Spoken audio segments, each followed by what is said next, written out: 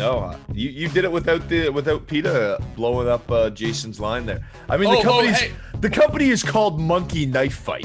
All right, yeah, that's a good point. PETA should already be on your ass. Hello and welcome to Monkey Knife Fight Live, folks. We're talking some Thursday night football. It's the Colts versus. Oh no, it's not. It's the Ravens. Yeah. What was that? Oh, you know what? Yeah, I'm looking at Sunday's matchups here. Well, we're off to a great start out of the gate here. Dolphins and Ravens. I will tell you something. My dad called the Colts Baltimore until the day he passed away. Which is a very dad thing to do. You know, who are they playing? Baltimore? Yeah. Well, they're playing the Colts, Dad. Well, yeah, Baltimore. Were the Tennessee Titans still the Houston Oilers? Because based off the way I'm going, that's realistically the matchup that I have coming down. Jeez. Good start for me, guys. The problem with the Oilers being gone is that they're an all-time – I'm a uniform lover. Mm-hmm. And the Oilers are an all-time great uniform, and the Titans decidedly are not. That's that blue that the Houston Oilers used to have with that touch of the crimson red was so sharp. So sharp. But anyway, folks, stop, pause, rewind, record, hit play. Here we go. Ravens versus the Dolphins. The Ravens are 6-2. The Dolphins are 2-7. And just before we get started here, little Jaylen Waddle, tip of the cap. 56 receptions through 9 games. That's the third amongst all rookies. If you look at the list here, it's pretty big-time names. You got Anquan Boldin, Michael Thomas, OBJ, obviously not everyone's best friend right now. CeeDee Lamb's on the list. Jarvis Landry's on the list. Justin Jefferson. Most receptions by a rookie all time. I mean, that's a pretty good company to be in there, Joe. It is. Unfortunately, he has 56 receptions for 38 yards, but he's got a bunch of receptions. And look, I mean, I think he's doing a good enough job that people aren't totally crucifying the Dolphins for the trade they made, but still, I mean, at this point, they have the 3rd pick in the draft if the season were to end today. Would you rather have Devontae Smith in the 3rd pick in the draft or Jaylen Waddle? Yeah, I'll take an easy one for me. Yeah. But that is not Jaylen Waddle's fault by any stretch of the imagination. No. I mean, at least he's producing. I have him on a couple of dynasty teams, and I've enjoyed having him on the roster. Yeah, well, I know Will Fuller's been banged up this season, and he was supposed to be that deep option for Miami. I don't really think – yeah, well, exactly. I don't really think Miami can throw the ball too deep between Jacoby Brisket, as our producer was like to say. I know it's Brissett, and Tua. So it's an interesting scenario knowing that Will Fuller's supposed to be coming back. Do you think the target share slows down at all, or do you think Waddle's really cemented himself as that number one target for these multiple quarterbacks that the Finns have produced this season? I mean, he's been a low ADOT guy, and the Finns have been throwing out 2 low ADOT quarterbacks, especially Jacoby Brissett, who has been less aggressive than Tua, who isn't exactly Dan Marino in his own right. So I think the top 2 receivers will remain Jaylen Waddle and Mike Gesicki for these Dolphins quarterbacks. You know, Devontae Parker is on IR. Man, if something could go wrong for the Dolphins this year, it really has gone wrong for them. I mean, their offensive line rebuild was a total waste at this point. And there's a lot of people calling for jobs for Chris Greer and Brian Flores, and I feel like it's kind of justified. And the problem is for those guys, if you are in an island game like this one is, and everyone watches it, and you get embarrassed in this game, it's going to be the cries are going to be pretty loud here. And Baltimore is obviously a pretty heavy favorite in this game. Yeah, well, I think if looking at it, I think the last game wasn't it like 58-10 for Baltimore just like 2 years ago or last year. The history of this series is just blowout city. Like this could be. Do you think this could be the final nail in the coffin with what you're kind of projecting there? Or I mean, 59-10 in Miami, in week 1 of 2019, which was the first game of Lamar Jackson's MVP campaign. So remember, he came out and he didn't have the great playoff game the year before, and people were actually calling for him to be benched for Joe Flacco in that game. Not long term, but just, hey, in that game, he did not have the great game against the Chargers.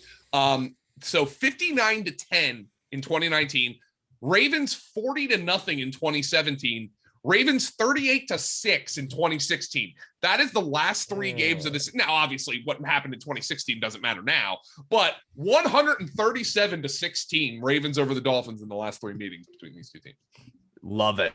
Absolutely. That's like, I'm pretty sure that's how you make tuna. Just like that. That's how it's made. I actually kind of like tuna fish sandwiches. Please don't make me think I'm eating cute dolphins. Oh God. Well, I'm sorry. Not cute Dolphins, just the Miami Dolphins. Just, just a terrible football team. At least a product on the field as we see it. All right. Well, Jacoby Brissett, let's start there. I mean, something fun to note, folks, is that there are waves around the NFL that Tua could start. Now, if Tua gets to start, all the contests that with Jacoby Brissett on Monkey Knife Fight are voided. But just to note, if Jacoby Brissett gets that start, doesn't play so well, the Dolphins might go, hey, we should put Tua in. And then that less for Brissett's looking real nice. And I thought it was looking pretty nice beforehand. I know Baltimore's been not that same Baltimore defense that we've known for the past 10 years or so, but they have been able to get after the quarterback. And if they can get some hits on either Brissett or Tua, it's going to be a long night for whoever's back there. So whatever quarterback does end up going back there, I'm going to take the less, but I'm also going to fade the less because of the cheekiness of maybe Brissett takes the first quarter and then throws 60 yards and then is put on the bench, and that will count for your less. So I mean, I have to agree. I mean, how am I not going to agree with this at this point? Like, I don't know how you can't. I mean, like the Dolphins stink. Brissett, there is a possibility he doesn't play the whole game. It's the smart play. Now, I would hate to have like a hammer MKF contest where I'm like, I feel great about this. Oh, Lamar, and then it gets taken off the board because Brissett doesn't start. So make sure you have some contests where he's not in them. But oh man, I'm taking the less. I think it's a slam dunk, frankly. Yeah, and then on the other side of the ball, I mean, if you want to talk about slam dunks, Lamar Jackson, if we go through that MVP season that you alluded to earlier, 6-2 record this year, 6-2 record. He's just been slightly more efficient passing the football, which is always pretty good as a quarterback. I mean, you can't really complain about that. Miami coming off a 5-sack performance. They blitz on 38.3% of all dropbacks, second highest rate in the NFL. And Lamar Jackson is 57.8% against the blitz and completion percentage. I think he can skin this Miami team alive. I think he can get out with his legs, and I think he's going to use his arm. So I'm going to take the more with Jackson.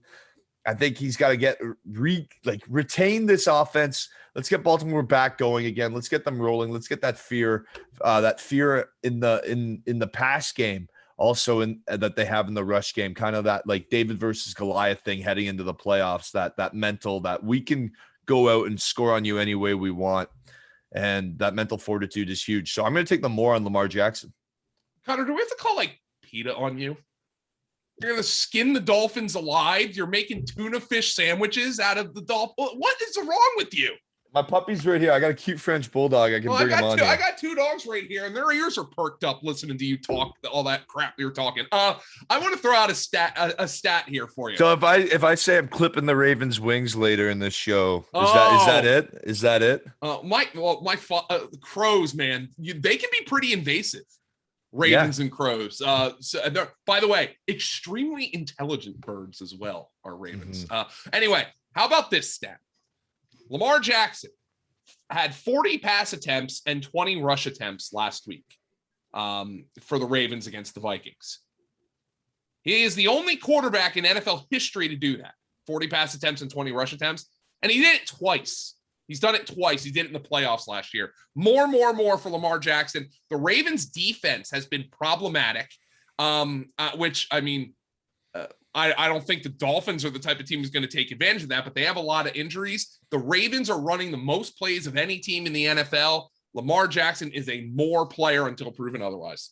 Yep. Oh wow. I love it. I love the confidence riding with me. Yeah, and I thought I was confident on the more, but yeah, no, you did it without PETA blowing up Jason's line there. I mean, Hey. the company is called Monkey Knife Fight. All right, yeah, that's a good point. PETA should already be on your ass. So we have some potential breaking quarterback news, not for this game. I just want to throw it out there because it's wild. Throw me a bone, Joe. Throw me a bone. The quarterback needy Carolina Panthers, per Jonathan M. Alexander of the Charlotte Observer, will meet with Cameron Newton. Wow. Oh, baby. I mean, MVP. I think he's better than Sam Darnold. So, I mean, if you look at it, I think I saw this stat that they've thrown for less than 200 yards in every game this season for the first time since 2010 when Cam Newton took over. So something's got to change down there. I don't think Cam Newton's is going to be the answer, but who knows? Maybe it sparks a little bit of juice into some fans, gets the environment, gets a little hype behind the team. You know, who knows? But I don't really. Do you see Cam Newton really turning around that Carolina team before we get back to Thursday night? Turning him around? No, but it would be a fun story. Yeah, well, until he freaking just gets hit again and he's out again. Jaylen Waddle line, 5.5 receptions. We've been talking about him. Most receptions through 9 games in the season. It's pretty good. He's got a matchup tonight where, well, he's the only guy. I guess Gesicki at tight end, but you said it, Joe. I said Fuller's been banged up. You said Parker's out. Who else are they going to throw the ball to? You got to take them more on that. I feel like out of necessity. And like the great thing about Jaylen Waddle, and let's group this in with Gesicki, by the way. I'm taking more on both of these.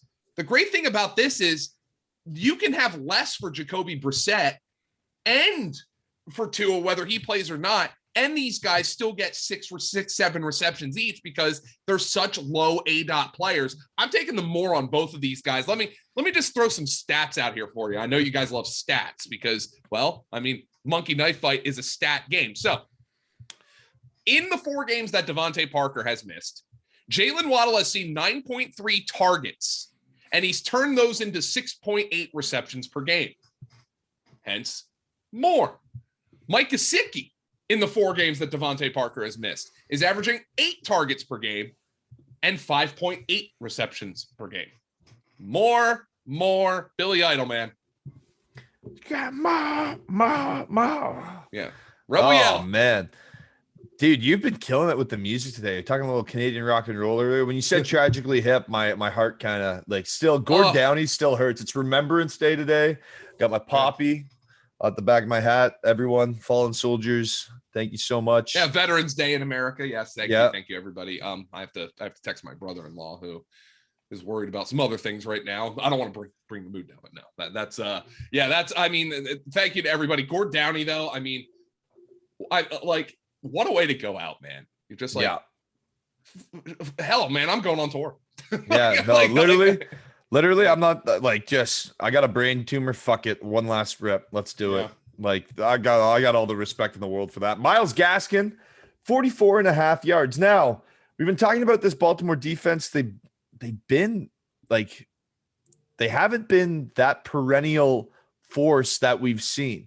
You mentioned it earlier. I think Gaskin, especially with the questions around quarterbacks, I think 44.5 yards is doable. I think anywhere from the 40-yard to the 50-yard mark is a place where I'm just going to have to hit the more out of necessity. If that line goes up above 50 yards, I'm going to lean towards the less. But 44.5, I think that's doable out of a game script that I'm seeing where Miami's going to have to mix it up.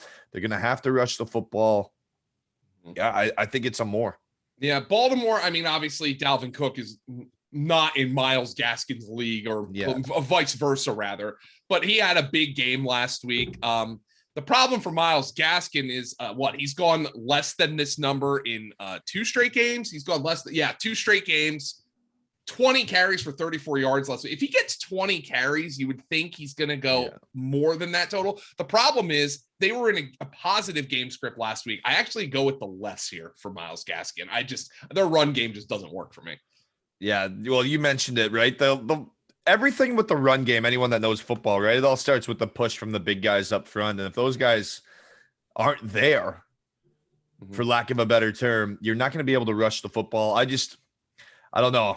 If he breaks, I know it's a big if, but 20 touches, I mean, one run for 10 yards, you're a quarter of the way there. I don't know. I'm tongue-tied. That one was the toughest one for me. Marquise Hollywood Brown, that's a more for me all day. Very simple. I said Lamar's going to be throwing the more. Easy. Easy. Yeah. But for me, you're taking the more with me on Hollywood? Oh, God, yeah. Yeah. I think that was pretty. Yeah, it's the Myles Gaskin one that's the real kicker on here, and then the Jacoby Brissett one. I would just err on the side of caution with Jacoby Brissett and Joe. Any final looks there as we go through the 6x6 here on Monkey Knife Fight? 40 times your buy-in, folks. Yeah, I'm actually really overly confident in this one, which probably is not good. I think if you look at this, you're going to be like, hey, look at Dolan. What a dumbass. You have less for the quarterback, but more for that's receptions, guys. That's not yards. And these are two low A dot players for a low A dot quarterback. No, I remember I had Will Fuller for like one fantasy game when he came back from the suspension, and he had like 15 targets and got like 21 yards. Yeah. How is that possible? Like, the Miami Dolphins is how it's possible. Are you catching these balls 30 yards behind scrimmage and then like returning them as punts? Like, what's going on here? Oh, goodness gracious. Well, there's a couple more lines that we need to just look at here. Because we're talking about Lamar Jackson, leads the NFL in yards per carry. This is awesome. 65.5 yards is his rush line on Monkey Knife Fight. I love when the quarterbacks get the rushing lines. The highest rushing line that we're seeing from whether it's Freeman, we just saw Gaskin on the screen. So the highest rushing line in this game is Lamar Jackson at 65.5. And I have to be comfortable with that more. You said it last week. Didn't he? 20 rush attempts? Yeah. Come on. The problem for me with this more is I'm not entirely sure the game script for Lamar Jackson is going to say, all right, Lamar, you need to take off and run. So let's look back to when they beat the Chargers 34-6 back in week 6. Lamar had 51 rushing yards. I would probably put this game a little bit more in that range than I would the game last week where, he had to drop back. He's dropping back a million times. I think he's going to win this one from the pocket, quite frankly. So I actually lean a little bit to the less, but I don't necessarily have confidence in this contest to play it. And part of Monkey Knife Fight is knowing what not to play. I don't know if I have confidence in that one, but I'd lean to the less. Yeah, I have to lean to the more from the output that I've been seeing from him. I've been pumping his tires this whole show, and he really is. He's playing like that MVP caliber quarterback that we saw back in 2019. So it would be nice to see him rip off a few yards just for the excitement level of Thursday night football, because who doesn't want to see Lamar Jackson rush? I know, is it you that we've had on this show that has him as the greatest rushing quarterback of all time ahead of Michael Vick? I think I probably mentioned it, but yes. I think it's either him or Vick, and Lamar Jackson's production is better than Michael Vick. So, well, I think it comes to the evolution of any sport, right? The next generation is always going to find something in training. If we go all the way back to the 60s, they have cigarette cartons in their freaking lockers. So, some things evolve, folks. And I think I'm with you on that. Lamar Jackson is the future. We're looking at that Jaylen Waddle line. That's got to be a less for me just because it's on screen. We'll touch on it. I do not see him getting 63.5 yards. Yeah, Jaylen Waddle, I think he can make catches in this game without going up and over this total. I will say this, though. He has gone more than this in 3 of his last 4 games. Didn't go more than this in any of his first 5.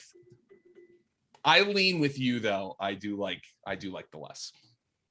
All right, folks. Well, that is your review. Thursday night football. It's going to be awesome. Joe Dolan, final predictions for Thursday night football. Pain for the Miami Dolphins. Just paid. Tuna fish. Yeah, no, I'm not gonna use any problematic language like you did, Connor, but I'm gonna say paid. How is that problematic? I said tuna fish. They're actually not fish, they're mammals.